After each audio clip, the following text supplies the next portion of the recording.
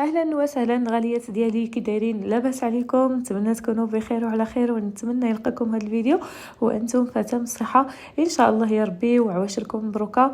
رمضان كريم يدخل عليكم بالصحه والهنا وباش ما تمنيتوا ان شاء الله يا ربي. اليوم فيديو جديد، نتمنى ان هذا الفيديو يلقاكم وانتم مزيانين وهانيين مستعدين لرمضان الكريم. فالفيديو ديال اليوم فيه حريره صحيه وزوينه بزاف صراحه. كنت حطيت على العمليات في انستغرام، وتقريبا لقات مشاهده عاليه جدا، تقريبا اكثر من 500 فقلت علاش لا ما نشاركهاش معكم حتى هنايا في اليوتيوب. وكذلك غادي نوجد معكم هنايا بعض الخضروات هكذا، غير تحضيرات مسبقه، تحضيرات بسيطه مسبقه لرمضان. فرمضان كباقي الايام كتكثر فيه العباده، ورمضان هو شهر الطاعات، يعني ماشي شهر الاكل او الشهوات، غير كنبغيو هكذا باش نشجعوا الوليدات اننا نفرحوهم، وكذلك باش نتفرغوا العبادات ديالنا. فكنوجدوا هكذا شويه الحويجات من قبل، واحد التحضير مسبق اللي كيعاوننا باش ما نوقفوش بزاف في الكوزينه. فنبداو على بركه الله. اول حاجه بديت بها بطبيعه الحال اللي كنقولوا رمضان، كنقولوا الحريره، ضروري الحريره في رمضان.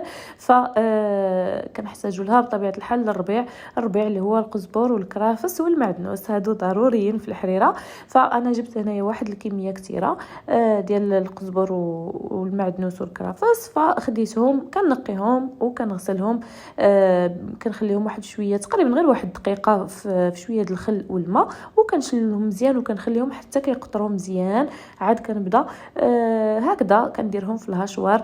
صراحه الهشوار كيعاون يعني باش ما نبقاوش خيالين كنقطعوا بزاف. فهنايا كما شفتوا راه قطعت كميه ديال المعدنوس كثيره، وغادي نبدا عاوتاني بالقزبر. بالنسبه لهذاك اللي وريتكم فهو لي زيبينار، غادي نشاركو معكم ان شاء الله في فيديو اخر. وهذا الكرافس فانا كنقطعو هكذا غليظ، وكنخليه يعني ما كنطحنوش رقيق، لان كتعجبني الريحه ديالو تكون مجهده في الحريره. فكنخليه هكذاك يعني حتى نبغي ندير الحريره عاد كنجبدو وكنطحنو. بالنسبه لي زيبينار حتى هما كنقطعهم غلاضين ونحتفظ بهم في المجمد وقت ما احتاجيتهم. فما صراحه ما كياخذوش بزاف الوقت في الطياب. صافي هنايا من بعد ما شفتوا الربيع راه ولو يعني واخا طحنتو راه ما كيطلق لا ما على حتى شي حاجه. علاش؟ لانني ملي غسلته خليته كيقطر مزيان تقريبا، خليوه يعني نهار كامل هكذا كيقطر، والعشيه عاد طحنوه. صافي كنديروا، وحاولوا ما يمكن انكم هكذا تبسطوه في واحد البلاستيكه، ولا ديروه في واحد العلبه اللي كتدخل المجمد. صافي باش ملي كتبغيو تجبدوه كيجيكم ساهل، يعني ما كيقصحش معكم، غير كتقطعوا واحد المرصو كيبقى كيتفرتت. بالنسبه للكرافس حتى هو غادي نحتفظ به هكذاك. اما بالنسبه للخضروات اللي كنستعملهم في الحشو من بينهم الكرنب، فكنشدو كنقطعوا هكذاك شرائح طوال، وكنديروا حتى هو في بلاستيكات. نفس الشيء غادي ندير بالنسبه للفلافل. ما شاء الله الفلفله زوينه في هذه الوقيته هذه. فكناخذها كنقطع واحد الكميه اللي كتحتاجوا، كنقطعها هكذا على شكل بطاطا فريت كما نقولوا، اولا شكل جوليان. كنقطعها بالطول وكنخليها في واحد الشبيكه باش هكذا تطلق لي داك الماء ديالها، يعني اي ما خرج منها غادي يقطر وما كيبقاش داك الماء منين كتجمد ما كترخاش معنا الفلفله. نفس الشيء بالنسبه للفلفله مكعبات، فهي قطعتها مكعبات وخليتها في الشبيكه تقريبا غير على ما نكمل الكميه. صافي وكنجمعها. من بعد هنا بالنسبه للخرشوف حتى هو الوقيته ديالو هذه، وكيجي زوين مع القوق كيجي رائع. فبالنسبه للطريقه ديال الاحتفاظ بالخرشوف، فانا صراحه كنرقدو وكنطيبو في القراعي وكنخليه على براد الثلاجه، يعني ما كنحتاج انني نديرو في الكونجيلاتور. صراحه ما كيعجبنيش في الكونجيلاتور. بالنسبه للبربه، فالبربه كنسلقوها، وداك الماء اللي سلقنا فيها فكنحتفظوا بها في داك الماء، فكتبقى معنا مده اطول، كتبقى حتى لجوج ديال الاسابيع. غير نديروها في واحد البواطه كذا اللي كتكون محكمه الاغلاق، وما نكثروش بزاف الكميه في بواطه، كل بواطه نديرو فيها شويه مع الماء ديالها، فكتبقى مصبره مده طويله. هنايا صورت معكم الخرشوف وجلبانه والقوق، لان انا كندير كنديرهم هكذا، يعني كنصبرهم وكنخليهم كيبقاو عندي مده طويله، لان الوقيته ديالهم هي هذه. جلبانه والقوق كيجيو زوينين بزاف مع شي طويجن ديال اللحم. ف يعني انا كنحتفظ بهم بهذه الطريقه. اللي بغى طريقه ديال الاحتفاظ بالخضر في القراعي فانا غادي نخلي لكم الرابط ديال الوصفات اللي قبل ديال اللوبيا، فهي نفس الطريقه. بالنسبه هنا للبقوله حتى هي خديتها وبخرتها، حطيتها قسمتها في هاد العلب هادو مع الحامض، حتى هي كنحتفظ بها هكذا مخرى. يعني وقت ما بغيت نجبدها الحمص نفس الشيء رطبته بعد ما غسلناه، رطبته وقسمته هكذا في الميكات على حسب.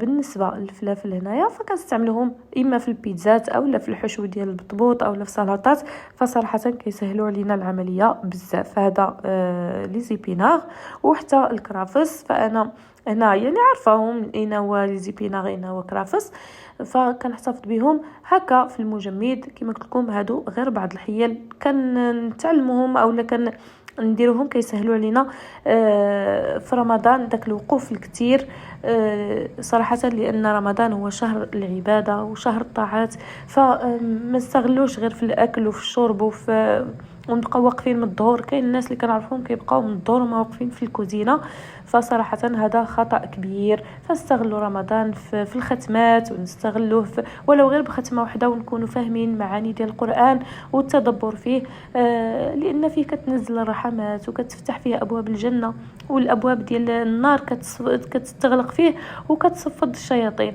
فكيبقى الجهاد غير احنا والنفس ديالنا، يعني كنجاهدوا في رمضان غير النفس ديالنا، فعلاش لا اللي غادي نستغلوه في يعني عاد مازال غادي نزيدو نشجعوا النفس ديالنا. فبالعكس صوموا تصحوا، صوموا تصحوا، لان الصيام يعني الامتناع عن شهوة البطن وشهوة الفرج والشهوة ديال الكلام وديال النميمة. فنحاولوا ما امكن حبيبتي اننا نستغلوا رمضان في احب الاعمال الى الله، من تقديم الطعام للمساكين في افطار، يعني نفطروا شي واحد ولو غير بالنيه نتاع اننا نفطروا وليداتنا، راه فيها النيه ديال الافطار صائم، وهذا الاجر ديالو عظيم عظيم بزاف عند الله. فما نبقاوش غير يعني واقفين في الكوزينه او لا نقصروا مع الافلام والمسلسلات ونصبحوا صبح ناسين، فهذا خطا كبير. فنتمنى اخواتي انصحكم وانصح نفسي يعني ما تكونش عندنا هاد العادات السيئه.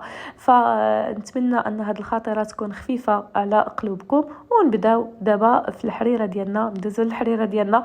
نتمنى انها تعجبكم وانكم تجربوها. قبل انكم تجربوها في هذا رمضان هذا تيقوني راه كتجي رائعه. البنات في انستغرام راه يعني جربوها وجات فنه، جات رائعه ورجعوا كيشكروني عليها.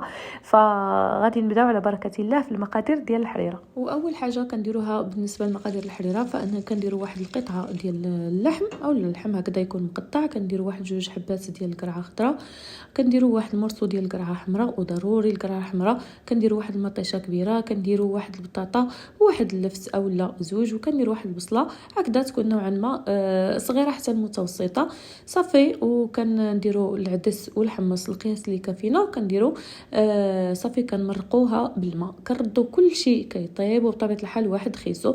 فمن بعد ما كيطيب لنا كل شيء يعني كطيب الخضره وكيطيب داك الحمص، فكنزولوا هذاك اللحم وكنزولوا هذيك الخضره هكذا على جنب. بالنسبه للحم فكنقطعوه، يعني كناخذوه وكنقطعوه صغير، او الا كان عندنا مقطع ديجا فصافي كيكون مقطع يعني ماشي مشكل. فغادي ناخذ هنايا بالنسبه للربيع كما قلت لكم غادي ناخذ هنايا الكرافس، فانا شفتو كيفاش كيبقى خضر وكيبقى زوين.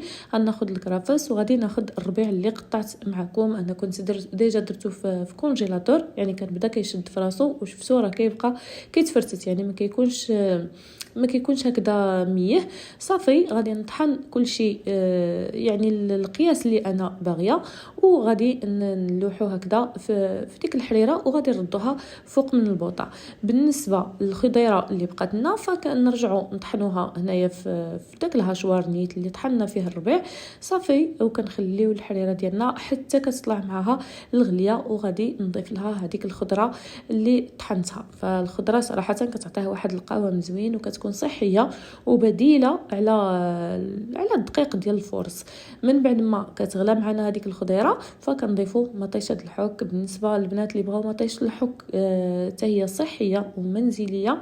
فغادي نخلي لكم الرابط اسفل الفيديو او في اول تعليق باش هكذا يعني غادي تلقاوها. بالنسبه للعطريه كناخذ هكذا واحد جبانه كنديروا فيها شويه ديال الماء، كندير فيها شويه ديال الابزار، وغادي ندير فيها نص معلقه القرفه، معلقه الخرقوم، 2 معالق ديال السكينجبير، حتى يعني معلقه ونص 2 معالق. فالحريره كتبغي شويه سكينجبير، وحنا الناس ديال الشرق معروف علينا اننا كنديروا القرفه في الحريره. جربوها راه كتجي رائعه بزاف. كاين عند الناس اللي كيضيفوا لها حتى الكرويه والكبابه، فصراحه انا ما كانوش متوفرين عندي. فصافي غادي يعني نكتفي غير بهاد القياس هذا. وتيقوني راه الريحه ديالها والمذاق ديالها والقوام ديالها كتجي رائعه وما كتبانش فيها نهائيا راه بالخضره اللي ذاقها كيحماق عليها، لان فعلا يعني حريره كتجي بنينه وصحيه في نفس الوقت. بالنسبه للناس اللي بغاو القوام ديالها يبقى غير هكذاك بالخضره، الا بغاوها شي شويه تجي خضره، فكنضيفوا واحد المعلقه ديال النشا هكذا في شويه د الماء وغادي نضيفوها. بالنسبه للشعريه حتى هي كتبقى اختياريه. انا غسلت هنا 1 معلقه ديال الشعريه وضفتهم للحريره، كنخليوها حتى كتغلى واحد شويه هذيك الشعريه، عاد غادي نضيف داك النشا. وبطبيعه الحال حنا كنضيفوه هو نحركوه، لان النشا راكم عارفين يعني دغيا كيختار. صافي كنبقى كنحركها. جربوا الحريره بهذه الطريقه هذه اللي عطيتكم وتيقوني راها كتجي فنه، كتجي رائعه، ما تشبعوش منها. حتى الوليدات الصغار يعني كتعجبهم وكيبغيوها. الحيمه كيف ما قلت لكم راه قطعتها وضفتها تما في الحريره، لانها راها طايبه مع الحمص والعدس وباقي المكونات. صافي وهنا من بعد ما كطلع الغليه ديال هذاك النشا، صافي كنقدموها بالصحه والهنا. جربوها ما غاديش تندموا، بالخصوص ان رمضان دابا جاي في البرد فغادي تحتاجوها. نتمنى ان الفيديو ديال اليوم يكون نال الاعجاب ديالكم، وما تنساونيش حبيباتي بالضغط على زر الاشتراك وكذلك بتفعيل الجرس.